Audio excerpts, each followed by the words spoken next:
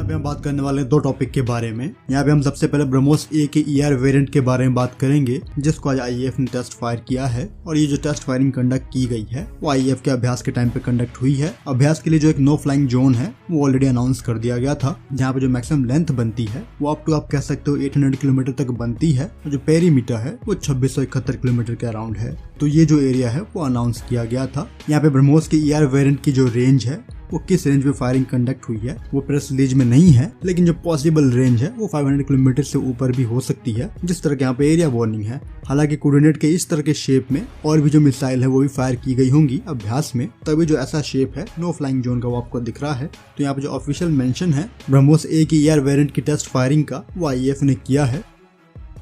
Range यहाँ पे probably up to 500 kilometre तक रहेगी, लेकिन जो पॉसिबिलिटी है 500 किलोमीटर से ऊपर की टेस्ट फायरिंग की वो तब होगी जब यहाँ पे जो डेवलपर हैं और डीआरडीओ है वो इन्वॉल्व होगा। तो अभी जो टेस्ट फायरिंग है वो अभ्यास में कंडक्ट की गई है। ये ब्रह्मोस ए का एंटीशिप वेरिएंट है, जिसमें जो वॉरेड है और गाइडेंस है वो वेरी करते हैं सर्विस वेरिएंट से। ब्रह्मोस ए लॉन्च के एंटीशिप वेरिएंट में टेस्ट फायरिंग के बाद जो मिसाइल की ट्रेजेक्ट्री है, ज्यादातर जो क्रूजिंग फेज है वहाँ पे मिसाइल की जो ट्रेजेक्ट्री है वो लो रहेगी, जो सी स्कीमिंग ट्रेजेक्ट्री है वो रहेगी, जिससे कि जो एनिमी का शिप है उसे ब्रह्मोस आते हुए ना दिखे। तो यहाँ पे दो तरह की जो ट्रेजेक्ट्री है वो ऑप्ट की जा सकती है एयर लॉन्च वेरिएंट के द्वारा। पहले में लॉन्च के बाद जो मिसाइल है वो तकरीबन 13 से 15 किलोमीटर का जो ऑल्टी है वो गेन करेगा, और उस ऑल्टी पे 2.5 से 3 मार्क के बीच की जो वेलोसिटी है उस पे वो ट्रेवल करेगा। फिर वॉरशिप को हिट करने के लिए डाइव करेगा, जहाँ पे जो वेलोसिटी होगी वो कंट्रोल्ड रहेगी, और डाइव करने के बाद शिप के रडार से बचते हुए एक लोअर ट्रेजेक्ट्री को पकड़ के वो वॉरशिप को हिट करेगा।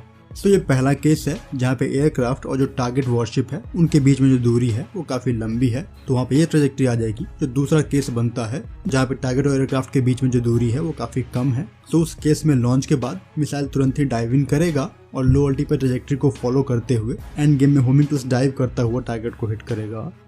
अगेन जिस तरह का नो टाइम था तो प्रॉब्ली सारी चीजें टेस्ट फायर की गई होंगी। उस एरिया में मिसाइल को मनूवर करके ब्रह्मोस की बात करोगे तो हाईली रिलायबल ये सिस्टम है, और कहीं न कहीं वॉर के टाइम पे जो कोलैटरल डैमेज है एनिमी का वो कम करेगा, जिससे कि वॉर के एस्केलेट होने की जो संभावनाएं हैं उसको भी कंट्रोल में रखेगा। तो यहाँ पे मेरे ओपिनियन में जो टेस्ट फायरिंग है वो 500 किलोमीटर रेंज की ही हुई होगी, लेकिन यहाँ पर नो टाइम को देख के ये इंडिकेशन थे कि प्रॉब्ली जो रेंज होगी वो अप टू 800 किलोमीटर तक भी हो, जिसको भी ओपन सोर्स में अनाउंस ना किया जा रहा हो। तो ये भी जो पॉसिबिलिटी है वो लोग काउंट कर रहे हैं।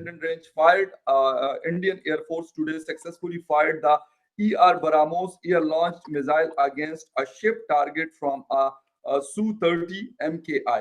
The ER capability of the missile plus high performance of Su-30 MK given the IAF a strategic reach and allow it to dominate the future battlefield. थोड़ा सा इसके वाले से अगर हल्का सा मैं वो कर दीजिएगा, इसके ऊपर एक अलग से शो कर लेंगे। देखिए फगर भाई, मैं काफी दिनों से आपसे कह रहा था कि ब्रह्मोस का वर्जन सुखोई में भी लगाएगा, छोटा वर्जन, ये आने वाले टाइम में तेजस में भी लगेगा, ये आने वाले टाइम में राफेल में भी लगेगा।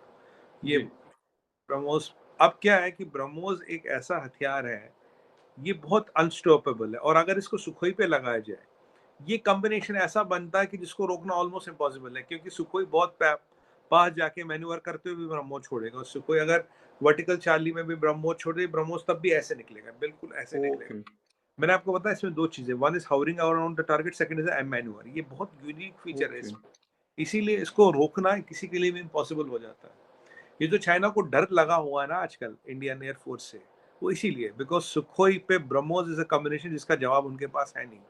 दे no they have no card for this. और अभी हमने प्रलय मिसाइल लेके हमारा शॉर्ट रेंज आईसी, अच्छा ये S-400 की रेंज से भी बाहर होता है। S-400 का ब्रह्मोस पे कोई अभी रिपोर्ट है नहीं, बट हाँ ब्रह्मोस अगर देखिए ब्रह्मोस के कुछ फीचर जो हमें पता, कुछ और भी नए बनाए हुए जो हमें नहीं पता। मेरे सुनने में आया कि रेंज, सुनने में आया, कंफर्म नहीं कर सकता आपको, रेंज भी बढ़ गई है। पहले 290 किलोमीटर रेंज थे, आप करीब हम 400 या उससे भी ज्यादा किलोमीटर की रेंज की हम बातें कर रहे हैं। ओके, तो अब ये जो रेंज बढ़ी है, कोई लोग कह रहे हैं कि भाई इसकी रेंज 800 किलोमीटर तक भी अनाउंस हुई है, नए वर्जन आए हैं, पर जो एयरक्राफ्ट वाला उसकी रेंज बहुत ज्यादा नहीं हुई, उससे रेंज नहीं चाहिए, क्योंकि रेंज तो उसको एयरक्राफ्ट दे देता है ना, वहां तक ले जाके छोड़ने का काम है, फिर वहां तो जो बिल्कुल लॉन्च करना है उसने, हाँ बस लॉन्च करना है। अब एयरक्राफ्ट क्या है, हिटिंग रेंज से दूर जाके ये ले जा सकता है और इसको लॉन्च कर सकता है। अब ये जो कॉम्बिनेशन है बहुत डेंजरस बनता है with the features of BrahMos we know which are in the public domain. तो Okay. अब ये वाला जो चीज है जो आप कह रहे थे कि भाई अब इस कॉम्बिनेशन का तोड़ चाइना के पास है नहीं, और हमने प्रलय भी लॉन्च किया था। प्रलय शॉर्ट रेंज आईसीबीएम है जिसकी रेंज 150 किलोमीटर है, और हमने ये लॉन्च किया था अभी हमने डिप्लॉय कर दिया अगेन इन एलएसी। तो जितनी जितनी ये चीजें डिप्लॉय करें, और ये चाइना को तो पता लगी गया होगा कि खैर सुखोई MK1I पे लग गया तो ये तेजस पे भी लगेगा, ये जगुआर पे भी लग सकता है, ये मिराज पे भी लग सकता है, और खासकर राफेल पे तो लगेगा ही लगेगा। राफेल में ऑलरेडी एक मिसाइल है जो बियॉन्ड विजुअल रेंज है जिसका चाइना के पास कोई कार्ड नहीं, ये दूसरा हो गया। प्रलय भी नहीं रोक पाएंगे बिकॉज प्रलय जब ट्रांसमिशन फेज में आता है मैक 25 पे आता है, और MIRV है वो भी। तो MIRV को मैक 25 पे रोकना बहुत इम्पॉसिबल होता। अब अग्नि वाला तो हो गया 8000 किलोमीटर 10,000 किलोमीटर वाला, ये हो गया शॉर्ट रेंज। पर ये जो चेन लेता है ICBM की लेता है, और हमारे पास अभी काफी मिसाइल है फखर भाई जिनकी टेस्टिंग वेस्टिंग हो रही है, और जैसे जैसे Okay. टेस्टिंग होगी तो बताएंगे। तो बिल्कुल सही। बहुत है, बहुत है।